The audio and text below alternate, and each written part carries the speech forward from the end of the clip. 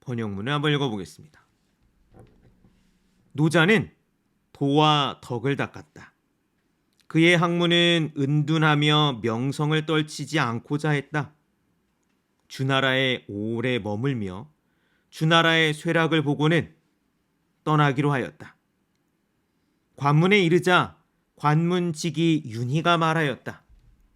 선생께서 은둔하다니요. 제발 저를 위해 글을 써주십시오. 이에 노자는 상하편으로 도와 덕의 뜻을 말하는 5천 여자의 글을 쓰고는 떠났다. 그 뒤의 이야기는 알 수 없다.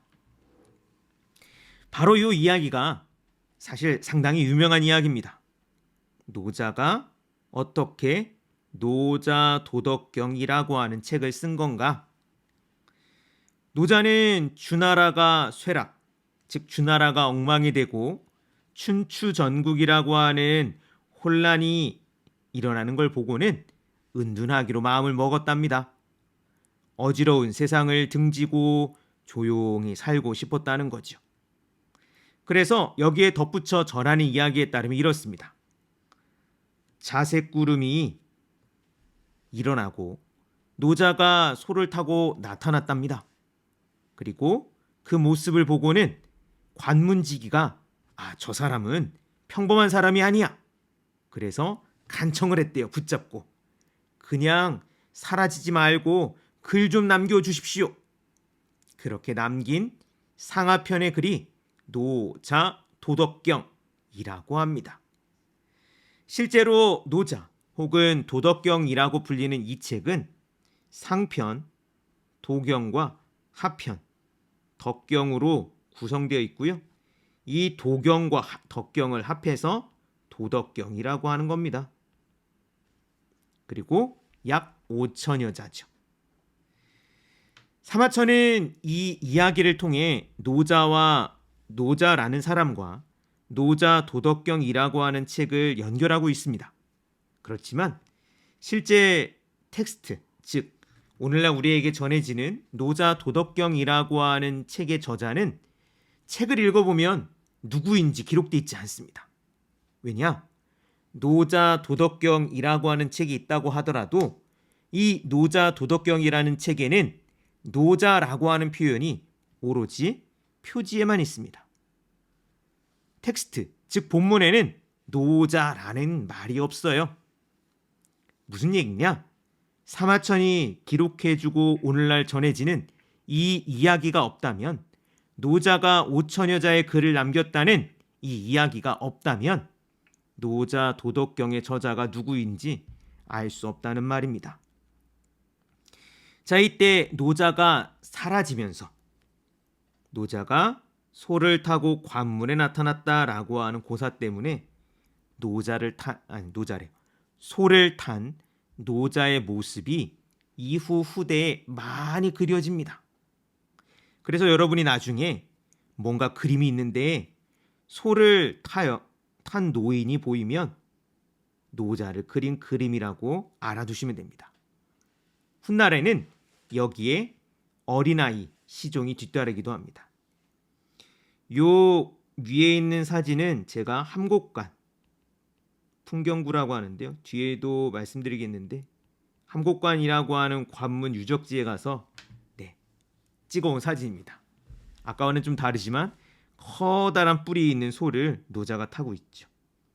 아래에 있는 이 그림도 마찬가지입니다. 자, 이렇게 노자가 사라지고 노자가 사라지기 전에 책을 남겼다라고 하는 기록이 있지만 저는 딴죽을 걸어보고 싶습니다. 노자가 은둔자를 자처하고자 했다면 왜 혼란한 시기라는 게 은둔을 결심하는 이유가 될까? 사실 조용히 살고 싶다면 혼란한 시기가 아니라도 조용히 살 수 있잖아요. 물론 어지럽고 혼란한 시기일수록 뭔가 편안하게 안정적인 삶이 잘 힘드니까, 그렇기 때문에 세상을 등지고 조용히 살려고 했다라고 하는 것도 납득할 수 있겠죠. 자, 그렇다면 왜 하필 관문을 넘어갔을까? 이때 관문이라고 하는 건 함곡관이라고 하는 관문을 의미합니다. 함곡관은 지금 노자가 주나라에서 출발해 가지고요. 서쪽으로 넘어가는 관문입니다. 왜 하필 서쪽이었을까? 은둔을 꿈꿨다면 사실 갈 곳은 여러 곳 많습니다. 훗날 전해지는 전설이긴 하지만 복례산 신선이 산다라고 하는 동해바다 건너 먼 바다 건너 어떤 산을 찾아갈 수도 있고요. 황량한 북방의 유목민족 틈으로 북쪽으로 사라지는 경우도 있습니다. 물론 그렇게 동으로 북으로 멀리 떠날 필요 없이 그냥 이름 없는 존재로 지워지는 방법도 있을 겁니다. 왜 굳이 관문을 넘어가야 될까요? 왜 노자는 함곡관이라고 하는 관문을 넘어가야 했을까? 노자는 왜 서쪽으로 갔을까? 함곡관 이 너머를 중국 고전을 공부할 때 관중이라고 하는 지명으로 많이 소개가 됩니다. 이곳은 당시 진나라가 있었던 곳입니다. 즉, 노자는 주나라를 떠나 진나라로 건너간 거죠. 흥미롭게도요, 춘추 전국시대의 많은 인물들이 함곡관을 넘어서 진나라로 들어갔습니다. 진나라는 당시에 새롭게 떠오르는 강국이었고 그들은 원래 이제 서쪽 구석에 위치해 있었기 때문에 동쪽에서 인재를 널리 불러모으고 있었거든요. 실제로 다음 주에 소개할 상황이라는 인물도 함곡관을 넘어 관중으로 진나라로 갑니다. 혹시 노자도 뭔가 다른 뜻을 품고 진나라로 간 건 아닐까? 사마천은 노자 열전에서 하나의 고사를 덧붙입니다. 내용을 이렇습니다. 공자가 세상을 떠나고 129년 뒤에 주나라의 역사를 기록하던 태사담이라는 사람이 진나라 헌공을 만나서 이렇게 말했대요. 진나라와 주나라가 합쳐질 것입니다. 500년이 지난 뒤 다시 나뉠 것이며 나뉘고 70년이 지나고 패왕이 출현할 것입니다. 이게 무슨 얘기일까? 뭔가 예언일까? 구체적으로 이 예언이 어떤 식으로 성취되거나 아니면 무엇을 이야기하는지는 다루지 않겠습니다. 다만 이 이야기를 덧붙인다는 점을 주목해 볼 필요가 있습니다. 그리고 사마천이 이 뒤에 이 태사담이 노자라고도 한다라는 이야기를 덧붙여 놓아요.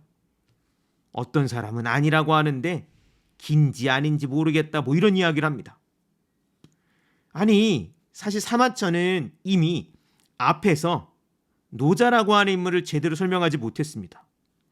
이라고 하는 인물을 이야기하고 노래자라고 하는 인물을 이야기하고 여기에 장수했다라고 하는 노인도 이야기하고 주나라 태사담이라는 인물까지 더합니다.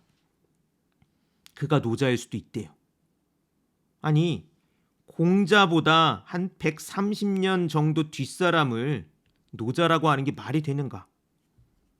물론 앞에서 간단히 이야기했던 노자가 신선이었다라고 하는 관점에서 본다면 문제는 좀 그렇게 크지 않습니다.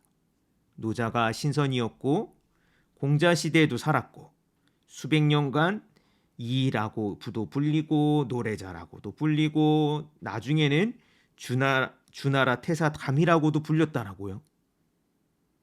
그래서일까? 사마천이 이렇게 덧붙이고 있습니다. 노자는 은둔하는 군자였다. 그러나 이런 식의 짜맞추기는 저는 글쎄 이거는 역사적이거나 혹은 객관적인 탐구의 결과라고 볼 수는 없지 않나 라는 생각입니다. 오히려 다른 식으로 짜맞출 수도 있습니다. 예컨대 노자가 서쪽으로 떠난 까닭은 춘추 전국의 통일을 이룰 진나라로 향한 것이라면 어떨까? 그리고 진헌공에게 진나라가 앞으로 동쪽으로 진출해 주나라를 집어삼키고 나아가 나머지 육국을 통일할 거라고 예언하는 거였다면, 실제로 진헌공의 아들이 다음 시간에 만날 진효공인데요. 그가 상앙이라는 인물을 등용해서 부국강병의 기틀을 닦고 천하통일의 발판을 마련합니다. 그리고 그 후예가, 즉 이런 이야기를 들려주었던 누군가의 후예가, 이 이씨 집안의 후예가 진나라의 무장이 되어서 차후 천하통일에 이바지하는 거라고 하면 어떨까? 많은 사람들은 노자가 무지무욕을 이야기했다라고 잘못 알고 있습니다. 노자에서 무지무욕이 나오긴 합니다. 근데 누가 무지무욕하는가에 대해서는 노자를 안 읽어보셔서 잘 모르죠. 노자 본문에 실린 표현이 이렇습니다. 상, 삼인, 무지무욕. 항상 백성들로 하여금 무지무욕케 하라. 자, 그러니까 노자 본문에서는 독자를 향해 당신 너무 많이 알려고 하지 말고 너무 많이 욕심내지 마. 무지무욕하도록 해. 라고 말하는 게 아닙니다. 노자는 독자에게 이렇게 말하고 있습니다. 백성들을 무지무욕하게 만들어라. 뭘 모르는 백성으로, 뭘 바라지 않는 백성으로 만들어라. 그러면 천하가 잘 다스려질 거라고 합니다. 과연 천하가 지, 뭔가를 알려고 하고 욕, 뭔가를 바라려고 하는 그런 백성들 때문에 백성들이 너무 많이 알아서, 백성들이 너무 많이 뭔가를 바라해서 어지러워졌을까? 저는 그렇게 생각하지 않습니다. 노자는 어떻게 보면 불평하지 않고 아무것도 바라지 않고 그냥 빙글빙글 웃는 백성들로 가득 찬 나라를 이야기하는 것 같기도 합니다. 노자에서 상선약수라는 말이 나오죠. 최고의 선이 물과 같다고 합니다. 근데 혹여 이것이 물에 술 탄 듯 술에 물 탄 듯 그런 능구렁이 같은 태도를 가리키는 말이라고 볼 수는 없지 않을까 하는 거죠. 노자를 두고 어떤 사람들은 겸손의 책이다, 버림의 책이다라고 말하지만 저 같은 사람들은 노자를 최고 지배자의 철학이라고 봅니다. 그렇게 보면 상선약수라고 하는 건 통치자가 갖춰야 하는 하나의 처세술입니다. 물처럼 부드러운 두루뭉술, 술술 넘어가는 언변을 갖춰야 된다라는 말처럼 저는 들립니다. 물처럼 낮은 자리에 없는 것처럼, 뭘 가지지 않은 것처럼 자신이 갖고 있는 부, 권력 등등을 내세우지 말라라고 하는 말처럼 들립니다. 그런 면에서 노자는 전기를 잘 뜯어보면 의심스럽고 신비스러운 부분들이 있고요.